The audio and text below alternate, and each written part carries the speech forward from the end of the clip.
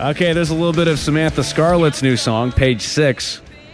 That's pretty awesome, and Samantha. Now we're back on with Tony Ortega. That's right. Tony Ortega, he's a journalist, and he's the former editor for The Village Voice, and he's written about Scientology for a very long time, and he's one of the most famous people out there exposing them for who they are and what they're really doing. And he also has a website, The Underground Bunker. TonyOrtega.org is where you can get linked up to that. Thanks for coming on the show, Tony. How are you? Hey, thanks for having me on. And you guys were named the best podcast in Denver by the Denver Westward. That is correct. Thank you. 2 years running. Well, that's great because I know those guys. I worked for newspapers that were sister papers to the Westward, and I know Patty Calhoun. And one of my heroes when I was getting into this business was Alan Prendergast, who is an incredible investigative reporter for the Westward. So it's a real inspiration for me. Yeah, they're a great publication over there. Patty's awesome, too. She's a lot of fun, and she's been a big fan of the show for quite some time. That's the editor-in-chief over there at Westward, so hi, Patty, if you're listening. Patty, yeah. Thank you. But let's get to this here. I mean, there's so much to talk to you about when it comes to the Church of Scientology and everything you're up to. I guess why don't we start with what got you interested in researching this? I was just a reporter working for the Westward sister paper in Phoenix called the Phoenix New Times back in '95, and I just stumbled on a great story. It was a letter to the editor in the daily paper that caught my eye, and that guy was complaining about the way his lawsuit had been covered. And so I called him, and I just stumbled on this great story about a guy named Rick Ross, who is now considered, probably the nation's most famous expert. Back then, he wasn't so well known, and I got to write the first profile of him. And one of the groups that was constantly trying to destroy him was the Church of Scientology. And that's when I first really got to know what was going on. And one story led to another, and 21 years later, I'm still writing about Scientology, and I now have my own website about it. I was in Alex Gibney's movie. I was in Leah Remini's TV series. And it's just become something I'm known for, is that I treat Scientology like a daily beat and just cover all the different developments in the various lawsuits and allegations and celebrities. Anything having to do with Scientology, I try to cover it at my website. Now, is Scientology like your full-time job? Is this all you do now? At this point, yeah. I mean, I'm doing some other things as well. I just got done doing some research for a film that was completely unrelated to Scientology, and I'm appearing right now on the HLN network in a documentary about O.J. Simpson, of all things. So you were talking about that earlier, Sammy, and it sounds like you really know the case very well.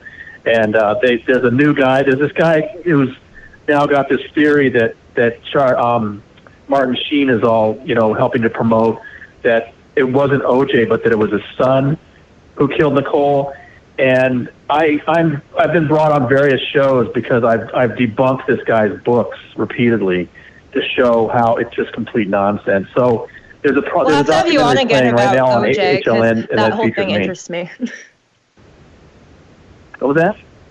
Oh, I was going to say, we'll have to have you on again some other time to talk about the OJ thing, because that whole thing, it fascinates me and the different theories on it. But to get more, let's jump more into the Scientology thing. Can you explain for our viewers that don't know exactly what exactly Scientology is? Can you tell them what Scientology is and what their core belief system is? Because it's kind of like some crazy stuff. It is, and it's important to go back to the beginning of it, which was a book that came out in 1950 called Dianetics. And it was written by a man named L. Ron Hubbard. And up to that point, he had been known as a pulp fiction writer, particularly in science fiction. But then in 1950, he came out with this book and announced that he was the first person ever to figure out how the human mind actually works, and that it has these two halves, one of which is holding you back, and it's where all your traumas are stored. And if you can go back and remember all of your traumas, but particularly the ones that you had that happened to you when you were a fetus in the womb. And all of his examples are about your parents having rough sex and stuff, and it knocking you out as a fetus. Very strange book. But you're supposed to remember your time in the womb. If you can do that, you can lessen the effect of those traumas, erase that half of your mind called the reactive mind, and become something called a clear. And right from the beginning in 1950, he was promising that if you went through this counseling, you could become impervious to disease. You'd have total recall.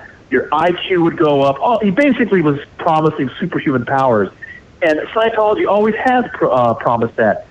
It was very popular for a year. It then went out of popularity. He went bankrupt. He was so bankrupt at one point he lost the use of the name Dianetics, and he had to regroup in 1952, and so he chose this new name, Scientology. And Scientology is different in Dianetics in that you're not just going back to the womb to remember what happened to you. You're going back to previous lives. And you're trying to remember the traumas that happened to you thousands of years ago, millions of years ago, even billions of years ago. And they have this electric device they call an e-meter that's supposed to help you confirm these memories you have from millions of years ago to make sure that you're remembering things correctly. That's what they believe anyway. So that's what Scientology is. You're trying to remember these things that happened millions of years ago so that you can free yourself from them and become superhuman. None of that sounds very controversial to me. It's pretty much kind of like the past lives theory stuff, except they're taking like thousands and millions of dollars from people. Like, isn't it basically kind of like not exactly a multi-level marketing thing, but like where you have to spend X amount of money to reach such and such ascension and enlightenment in the religion or church, as they call it? Well, in order to go through this process, there are a lot of different courses and levels, they call them, and they start off very inexpensively. You can spend a few months in Scientology and only spend a couple of $100s, but then it starts getting much, much more expensive. By the time you get to the upper levels where you're supposed to be getting your superpowers, you're spending hundreds of dollars an hour for that count. Oh my God. Is this why Tom Cruise keeps making those Mission Impossible movies? It gets up to $1,000 an hour. Oh my God. That's crazy. And what is it about this Scientology that seems to, I don't know, maybe it's overblown because it's all we hear about, but it seems to attract a lot of celebrities in Hollywood. Is that an actual thing, or is it just kind of perception? They have had a few celebrities. I think people tend to think they've got more than they do, but it was a conscious effort by Scientology. L. Ron Hubbard, the founder, in 1955 announced Project Celebrity. He knew that if they brought in these famous names, it would help Scientology seem more normal. And also, all Scientologists cannot talk about what they really do. And that even the celebrities, if you ask a celebrity, what are you doing in Scientology? They're not going to tell you, oh, we're remembering what happened to us 10 million years ago on a different planet to help us get superpowers. They're never going to say that. All they're trained to say is, get a book, learn for yourself. So they worked very hard to get these celebrities in. They weren't very successful at first. But then by the 70s, they started to have some success. They got Travolta in 75. They got Kirstie Alley in 79. And then they got real lucky, and they got Tom Cruise in 1986, just a few months after Hubbard himself had died. So the timing was perfect, because a lot of these kind of groups don't survive the founder. But right when they had, right when Hubbard died, just a couple months later, Tom Cruise was lured in. But since then, I got to tell you, they're having a hard time attracting celebrities today. All of the younger Scientology celebrities you've heard of, like Elizabeth Moss, Erica Christensen, Danny Masterson, these kids, they grew up in it. They're second or third generation Scientologists. Well, they're not bringing in big stars today. Can I ask you what's so bad about all of this? I mean, if people want to believe in this and they want to shell out a little bit of money, what's the big controversy here? You haven't seen Leah Remini's show? Which one? The King of Queens was terrible. I know. No, she has a show about Scientology, which that I have like ticking points on this stuff. But before we get into the dangers of Scientology, can you just give a really quick rundown on what the heck Xenu is and the Thetans? Because that's like everybody always says Xenu. Like, what is Xenu? Well, see, I think that's changing because, that was the big joke, right? South Park in 2005 had an episode all about Xenu and that story.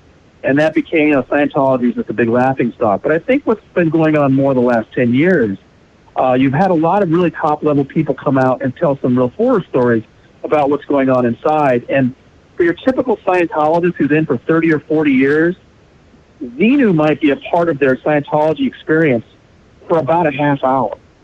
So the idea that Xenu is sort of like an origin story, not true. That Xenu is like the Satan of Scientology, not true. It is a crazy thing that they go through at a certain point But not until you've been in for several years, spent a couple $100,000, you get to this level called OT3, and then they reveal to you that 75 million years ago, this galactic overlord named Xenu had an overpopulation problem in the 76 planets he ruled.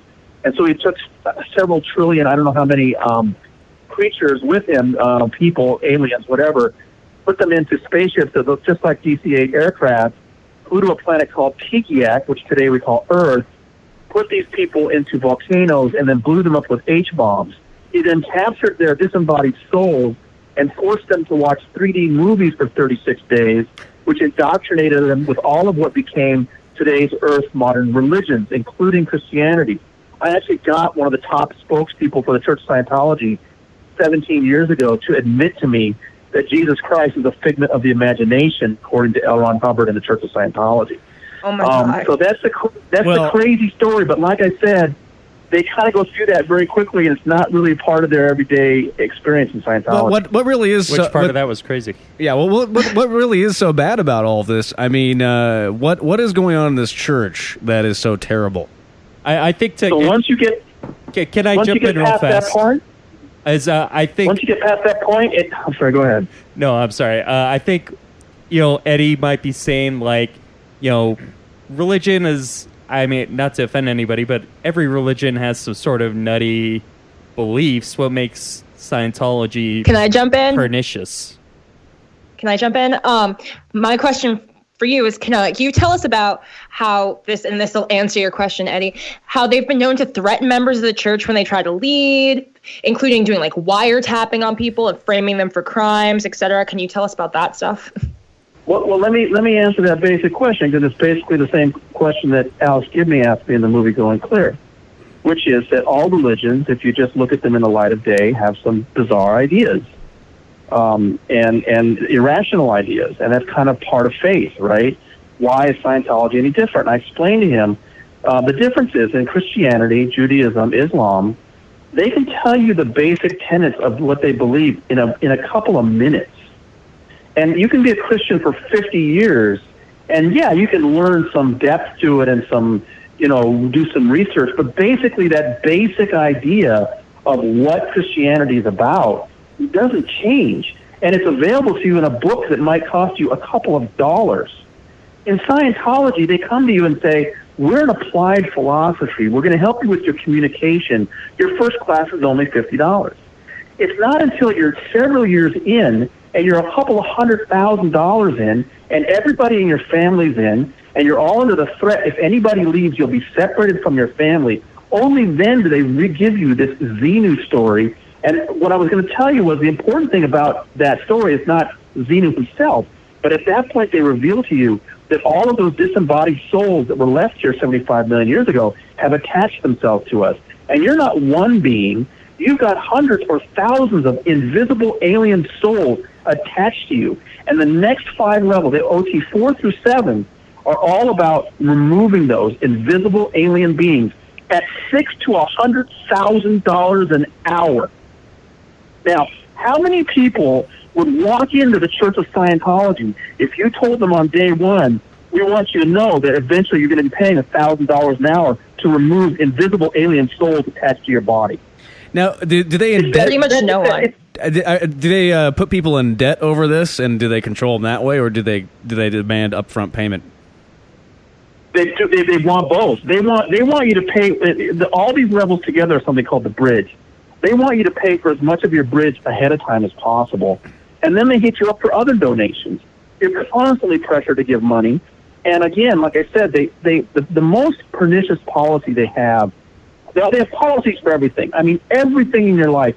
The more you get into Scientology, the more you have to give into this policy called Keeping Scientology Working, KSW, which says that everything, every answer in your life has to come from Scientology. And you have to enforce it on other people. It's a snitching culture. It's an interrogation culture. If you see your father watching Going Clear or watching Leah Remini's show, you have to write them up. And they will then be interrogated. I talked to a woman that was interrogated because she dared to watch Leah Remini on TV a couple of years ago, and her interrogation lasted 3 weeks, and they Oh my charged God. her almost $5,000 for it. Okay. So Now, And is then- it true that and they've then- done wiretapping and framed people for crimes? Well, you're going back to the 70s now. I want to tell you what they're doing now. What they're doing now to this woman was, because she watched Leah Remini on TV, they interrogated her, they kicked her out of the church, and they told her to divorce her husband Oh my because God. he wanted to stay in the church. This is what Scientologists face every day. Their families are ripped apart. They have to give all of their money to the church. They are worried that if they leave, they'll be subject to what's called the fair game policy. People are destroyed by Scientology in these retaliation schemes. So if this And is the thing you're asking, in the 70s, they were more illegal about it. They were wiretapping. They were breaking into places. They're less overtly illegal about it today. But I've talked to a lot of people that have been subjected to that policy, and they're terrified. if this is Is it true that, big money racket, who's at the top reaping all the sin? There's one guy, his name is David Miscavige. He took over after L. Ron Hubbard died in 1986, and he's ruled it as a iron-fisted dictator for the last 31 years. He's 56 years old. He's still relatively young. And he has pretty much decimated the entire executive ranks underneath him. If this is a cult, it's not really a religious cult. It's like a business cult. They have a fetish for administration and ranks and rules and policies. And he basically just destroyed everybody that was anywhere near him in power. He actually created a prison for them in an office. It was called the Hole. And at one point, there were up to 100 executives. Imagine if you worked in an office and basically the boss just locked the door and threw away the key. There were people in there for 5 years before the press revealed that this prison existed, and he had to make their conditions better. They're still segregated now at this secret base near Hemet, California. But for 5 years, these executives were literally locked in an office, only allowed out once per day to take a shower.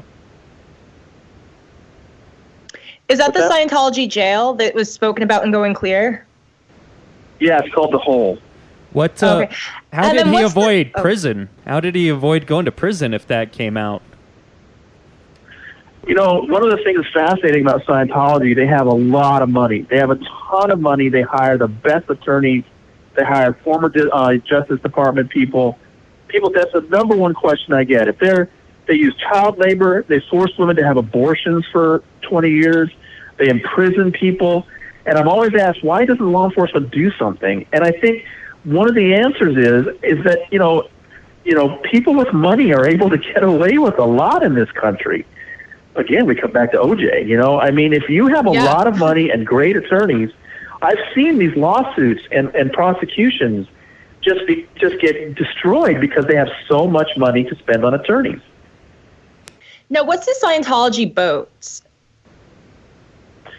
So on these levels you go up on the bridge, you learn about Xenu at OT3. You're removing body thetans, they're called, those invisible souls, from OT4 to OT7. And OT6 and 7 you can only get at their spiritual mecca in Clearwater, Florida. And then the top level is OT8. That's as high as you can go right now. You can only get it on their cruise ship, which is in the Caribbean. It's called the Free Winds. And it basically just sails between Aruba, Bonaire, and Curacao. Which is convenient, because then they're not, they have some other prosecutable. seminars on the book, but that's on the boat. But that's what it's mainly for. Is you go there to do your final level. Wow, and the Super Bowl was speaking about what they're doing now today, like just yesterday, Super Bowl, and they ran a Scientology ad right there during the Super Bowl, which is pretty wild. Was that a national ad, or was that just in select markets?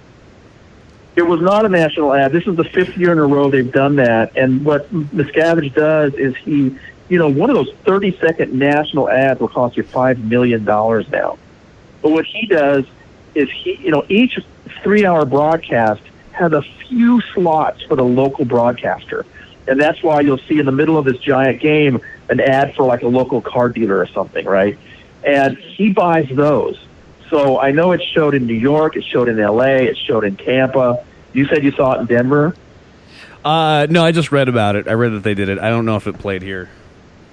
Yeah, I don't know which city. Still don't know which city, but that's what he does. And an expert has told me that strategy costs him about $1 million total. So he saves a lot of money, and he only targets cities he wants to target. And this is the 5th year in a row they have these really slick ads that say nothing really. People always compare them to the Apple ads. They're very atmospheric and feel good, but I don't think they're very effective.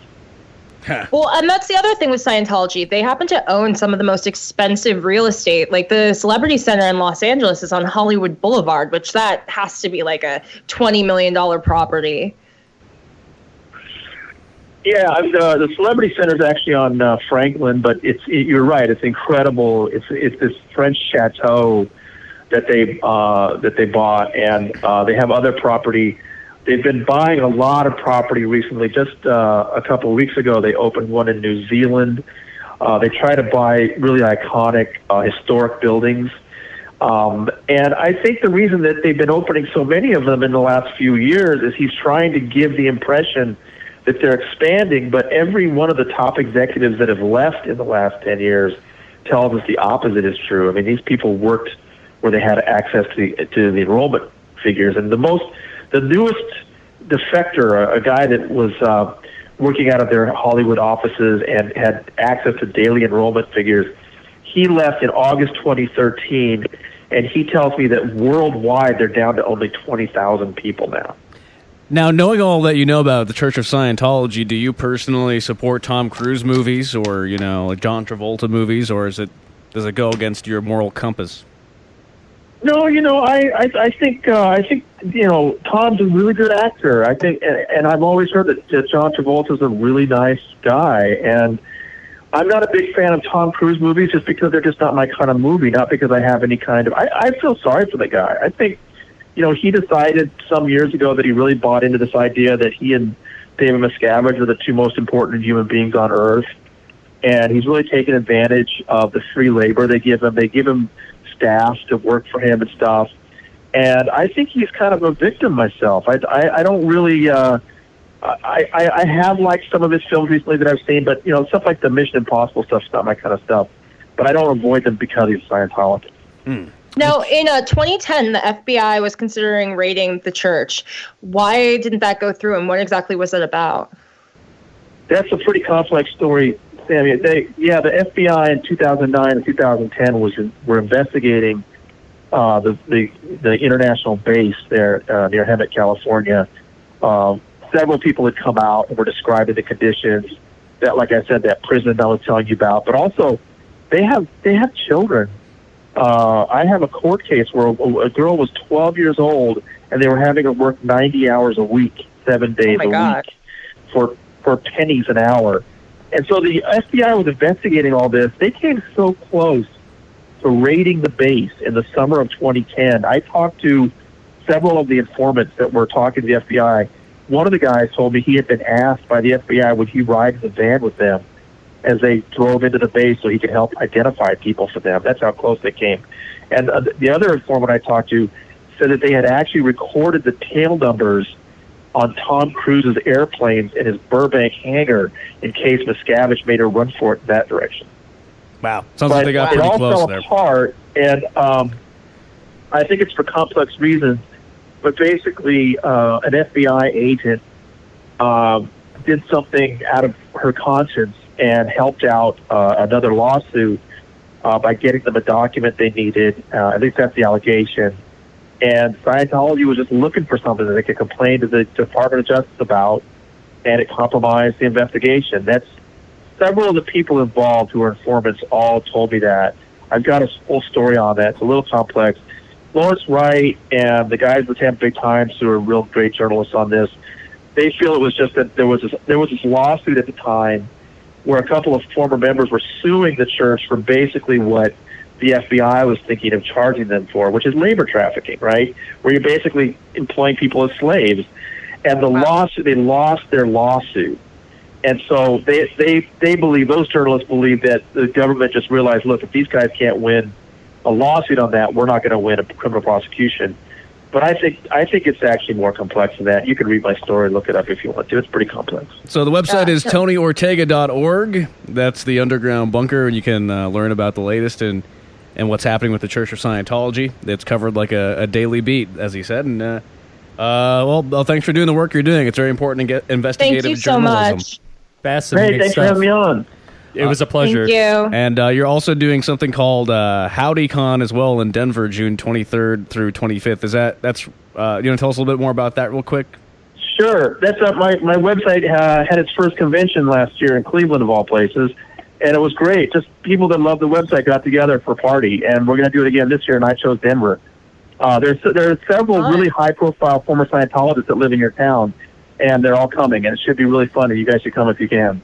Yeah, we'll have to come out there. That sounds cool. Yeah, I think. Come on, Sam, I'd come be with us. interested to do Sammy, that. fly on out. Maybe I'll fly out. I Yeah. just have to say, what's really frightening about Scientology is, like, sure, 20,000 people isn't that much, like, compared to, like, Catholicism or Judaism or Islam. But when you compare it to, like, other large cults like Heaven's Gate or Jonestown or any of those things, they didn't have anywhere near that type of membership, and they didn't have anywhere near the type of money that Scientology has. So it's really frightening. And to anyone out there listening, do not join Scientology. Yes. But yes, good point. Thank you for the PSA there. And But if you do join, just report back to us. let us know how it is. Yeah. Thanks again, Tony. TonyOrtega.org. Thanks for coming.